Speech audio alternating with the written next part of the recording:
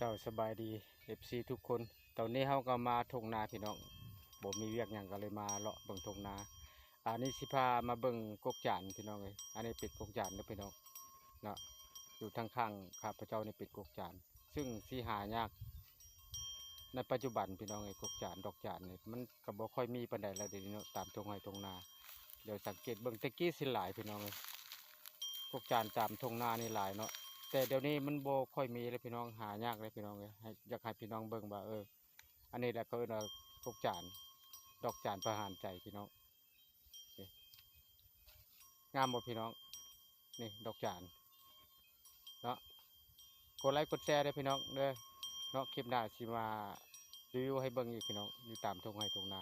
เบิ่งวิวทุ่งไร่ทุ่งนานี่ก็งามหลายพี่น้องฤดูนี้ก็เป็นฤดูแล้งพี่น้องฤดูใบไม้ผลิเด้อตอนนี้เนาะ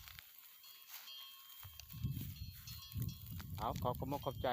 กดแชร์ไว้เด้อพี่น้องเด้อ